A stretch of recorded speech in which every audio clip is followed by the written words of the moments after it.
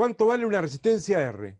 Si queremos saber el valor de una cierta resistencia, podemos montarla en un circuito eléctrico y medir la diferencia de potencial entre bornes con un voltímetro y la corriente eléctrica con un amperímetro. Y por ley de Ohm, ¿cierto? Otra vez, partiendo de la forma original o mnemotécnica de la ley de Ohm, B igual a I por R, la resistencia sería igual a B sobre I. Y se calcula fácilmente. O sea, los volts que se necesitan por cada amper de corriente que se quiere establecer. Eso es la resistencia. Si es más grande la resistencia, significa que requiere más volt para establecer una corriente unitaria, como lo vimos en la clase pasada.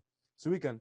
Bueno, y acá tenemos el conexionado mínimo, digamos, de una pila con un voltímetro y un amperímetro, que como ven esa es la forma de representar esos medidores, ¿no? Que son instrumentos.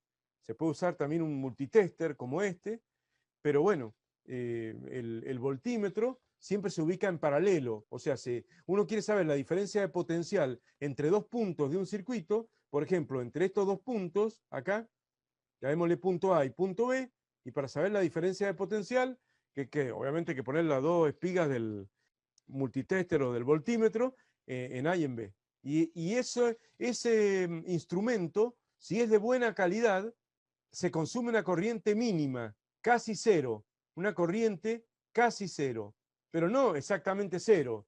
Esto va a indicar que obviamente la medida del amperímetro va a tener una cierta variación, porque esa corriente que se deriva por el voltímetro vuelve por acá y se suma a la verdadera corriente que yo quiero medir y por lo tanto el amperímetro se pone en serie con el circuito. Para conectar el amperímetro hay que agarrar y abrir el circuito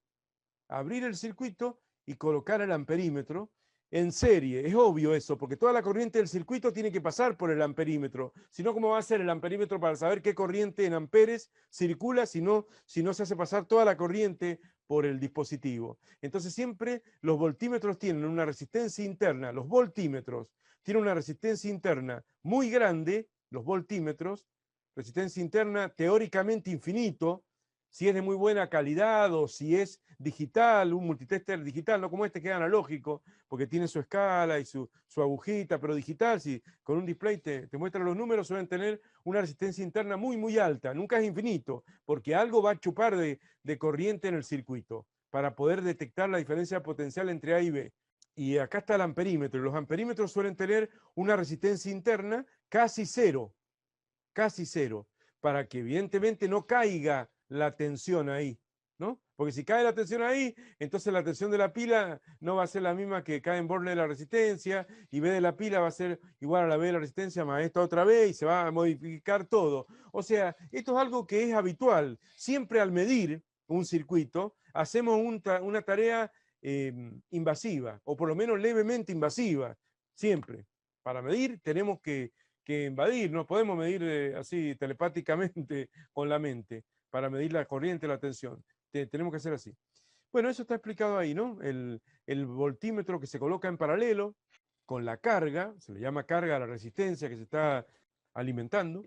En las mediciones de campo no muy precisas, se llama medición de campo a las mediciones sobre, no en un laboratorio, o sea, dentro de la física está el laboratorio que evidentemente se hace la medida con toda la tranquilidad del mundo y demás, y está cuando vos salís al campo, o sea, está en una fábrica, en una planta, gente que está laburando, que tiene que arreglar un problema, o sea, se llaman mediciones de campo. En esas mediciones de campo, que no son de laboratorio, se puede utilizar un multitester, se llama tester, coloquialmente se llama el tester, pero es un multitester que permite medir muchas cosas, permite medir diferencia de potencial, o sea, trabaja como voltímetro de corriente continua, de corriente alterna, y hay un selector, hay tac, tac, tac, tac, un selector para seleccionar si lo vas a hacer trabajar como voltímetro de alterna, voltímetro de continua, amperímetro de alterna, de continua, y también resistencia. De golpe te puede medir la resistencia en ohm directamente en una escala porque tiene una batería interna, una pilita así de una batería de 9 volt, esas chiquitas así, medias cuadraditas que vienen, lleva de alimentación con esa pilita interna. Vos si querés medir una resistencia, por supuesto tenés que tener un circuito ya desconectada, la resistencia de un circuito externo, desconectada la resistencia, la ponés entre bornes de los terminales y te mide la resistencia. Todo con una cierta precisión relativamente baja.